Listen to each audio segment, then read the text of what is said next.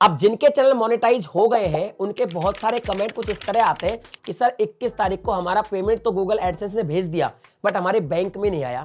और कई बार ये भी आते हैं कि सर हम एडसेंस क्रिएट कर रहे हैं तो एडसेंस में कौन सा बैंक लगाएं या कौन से बैंक में अपना अकाउंट ओपन करवाएं जिससे हमारे पेमेंट में कभी कोई प्रॉब्लम ना हो, यानी कि बेस्ट बैंक कौन सा है एडसेंस की पेमेंट रिसीव करने के लिए। आज की इस वीडियो में हम यही बात डिस्कस करेंगे क्योंकि हमारी टीम में बहुत सारे चैनल्स हैं और बहुत सारे बैंक्स हमने यूज किए हैं एडसेंस का पेमेंट लेने के लिए, तो काफी एक्सपीरियंस के साथ आपको ये वीडियो मैं बना के दे रहा हूं। तो वीडियो को लाइक कर दीजिए, चैनल को भी सब्सक्राइब कर दीजिए क्योंकि YouTube से रिलेटेड कंटेंट आपको यहाँ पे हमेशा मिलते रहते हैं। नमस्कार दोस्तों, मैं हूं आपका दोस्त योगी योगेंद्र और आप देख रहे हैं क्रिएटर गाइड। सबसे पहले मैं आपको एक चीज क्लियर कर देता हूं, आप कोई भी वो बैंक ऐड कर सकते हैं एडसेंस के अंदर, कोई भी जिसमें आपको स्विफ्ट कोड मिल जाए, क्योंकि कुछ ऐसे बैंक होते हैं जहां पे स्विफ्ट कोड नहीं होता तो वहां पे आप जो है इंटरनेशनल जो फॉरेक्स का पेमेंट है नहीं ले सकते हैं क्योंकि ये पेमेंट वायर ट्रांसफर होता है। तो पहली बात तो कोई भी बैंक चुने, सबसे पहले आप ये देखें कि वो स्विफ्ट कोड आपको देगा या नहीं देगा।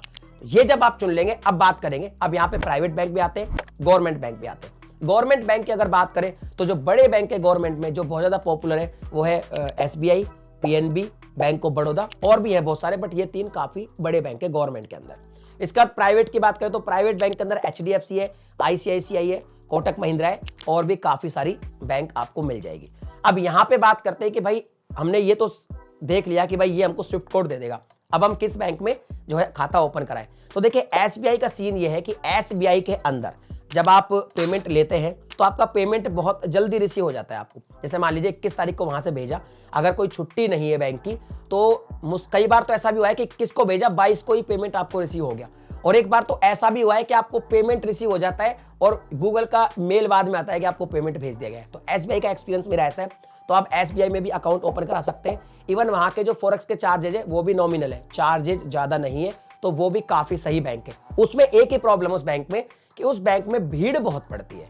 जब आप जाओगे पैसा वैसा निकलवाने, अगर आप बैंक में आना जाना लगा रहता है आपका तो भाई भीड़ बहुत ज्यादा पड़ती है, फिर आप उसको अवॉइड कर सकते हैं। इसके बाद आता है PNB बैंक। तो PNB बैंक में आपका जो पेमेंट है उसमें आपको कभी कोई प्रॉब्लम नहीं आती, क्योंकि हमारी टीम में एक PNB बैंक में भी अकाउंट लगाया हुआ है, 5 साल से पेमेंट ले रहे हैं, कभी उसमें कभी कोई प्रॉब्लम नहीं आई। उसमें एक इशू है, लेकिन इशू ये है कि आपका पेमेंट थोड़ा लेट आता है। जैसे मान लो 21 तारीख को पेमेंट भेजा तो वो पेमेंट कई बार तो 25 तारीख को आ जाएगा, लेकिन कई बार 28, 29, 30 तारीख को भी आएगा, यानी वो आपका पेमेंट लेट प्रोसेस करते हैं।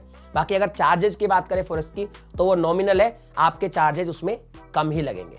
बैंक ऑफ बड़ौदा की बात कर लेते तो बैंक ऑफ बड़ौदा का जो हाल है वो भी PNB के जैसा ही है, पेमेंट थोड़ा सा लेट आता है। और एक इशू ये भी है इसमें कि बैंक ऑफ बड़ौदा में चार्जेस थोड़े ज्यादा लगते हैं, थोड़े से ज्यादा चार्जेस लगेंगे आपको। मतलब अभी आपको कहोगे चार्जेस है क्या, तो देखिए हमारा पेमेंट आता है डॉलर में, फॉरेक्स डिपार्टमेंट में कन्वर्ट होकर INR में आता है, जो कन्वर्जेशन चार्ज है ना वो थोड़ा सा BOB में ज्यादा लगता है, ऐसा मेरा एक्सपीरियंस है। और बाकी और भी गवर्नमेंट बैंक है बट ये काफी पॉपुलर है, इसलिए मैं इन्हीं के बारे में बात करूंगा, और सारे बैंक के बारे में बात करूंगा तो भाई वीडियो बहुत बड़ी हो जाएगी। अब बात कर लेते हैं प्राइवेट बैंक की। तो प्राइवेट बैंक में अगर HDFC की बात करें तो देखिए HDFC में भी पेमेंट टाइम पे आ जाता है, और आप HDFC में अगर आपका अच्छा अकाउंट है, अपने रिलेशन है, तो आप उनसे बात कर सकते हैं कि भाई हमको जो चार्ज है वो कम लगाइए, तो कन्वर्जेशन जो आपकी रेट है ना फॉरेक्स की उसमें भी कुछ नेगोशिएट कर लेते हैं। सेम ऐसा ही कोटक महिंद्रा बैंक में भी है, कोटक महिंद्रा बैंक में भी ऐसा ही होता है, लेकिन उसमें एक छोटा सा इशू है, वो आपको समझा दूं। कुछ लोगों के साथ ऐसा इशू हो सकता है कोटक महिंद्रा बैंक में कि हर महीने आपको एक मेल फॉरवर्ड करना पड़ेगा रेमिटेंस का, तभी आपका पेमेंट रिलीज होगा। ICICI बैंक में भी पेमेंट टाइम पे आ जाता है, कोई इशू नहीं है। तो कुल मिलाकर मैंने आपको जो मोटी मोटी चीजें वो समझा दी।